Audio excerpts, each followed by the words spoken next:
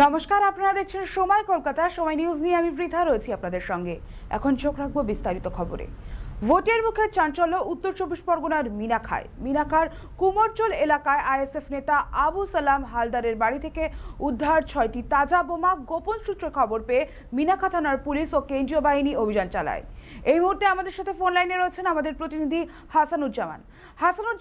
এই যে ঘটনা, এ তো রীতিমতো ভোটের আগে চাঞ্চল্যকর ঘটনা। একজন আইএসএফ নেতার বাড়ি থেকে এইরকম তাজা বোমা উদ্ধার হচ্ছে, কি বলবে? পুলিশ কিভাবে জানতে পারলো? তারপর কি হলো, তুমি যদি বিস্তারিত জানাও।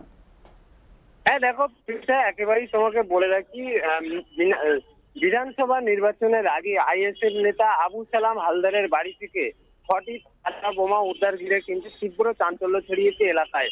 পুলিশ সূত্রে যেটা জানা গেছে, গোপন সূত্রে তারা খবর পেয়ে অভিযান চালায়। তারপরে অভিযান চালানোর পর প্রায় 6টি তাজা বোমা উদ্ধার হয়েছে। তারপর তারা সিআইডি বোম স্কোয়াডে খবর দেয়। তারপর সেখান থেকে সিআইডি বোম স্কোয়াডের প্রতিনিধিরা এসে বিদ্যাধরী নদীর একটি একেবারে ফাঁকা জায়গায় সেখানে কিন্তু বোমগুলি নিষ্ক্রিয় করা হয়, এমনটাই কিন্তু পুলিশ সূত্রে জানা যাচ্ছে। অন্যদিকে এই বোমা উদ্ধারের দিকে যথেষ্ট চাঞ্চল্য ছড়িয়েছে মিনাখার এই কুমোরজল এলাকায়, যেখানে একেবারে আবু সালাম হালদারের বাড়ি, যেখানে আইএসএফ নেতা বলে দীর্ঘদিনের পরিচিত আবু সালাম হালদার।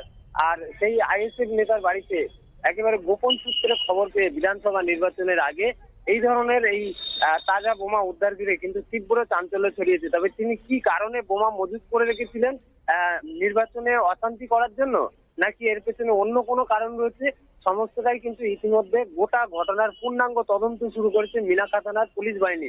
অন্যদিকে একেবারে এলাকার দিকে নজর রেখেছেন মিনাখা থানার পুলিশ বাহিনীর পাশাপাশি কেন্দ্রীয় বাহিনীর জওয়ানরা এলাকায় কিন্তু একেবারে টহল দিচ্ছেন।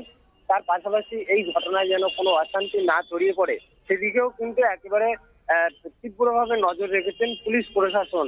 আর সব মিলিয়ে একেবারে মিনাখার আবু সালাম হালদার, যিনি আইএসএফ নেতা, যার বাড়ি থেকে 6টি তাজা বোমা উদ্ধার ঘিরে কিন্তু একেবারে যথেষ্ট চাঞ্চল্য ছড়িয়েছে। পৃথা, ধন্যবাদ হাসানুজ্জামান আমাদের সঙ্গে থাকার জন্য। ঘটনাস্থলে পৌঁছায় কিন্তু বোম স্কোয়াডের সাথে এবং উদ্ধার হওয়া বোমাগুলিকে বিদ্যাধরী নদী সংলগ্ন ফাঁকা জায়গায় নিয়ে গিয়ে নিষ্ক্রিয় করা হয়।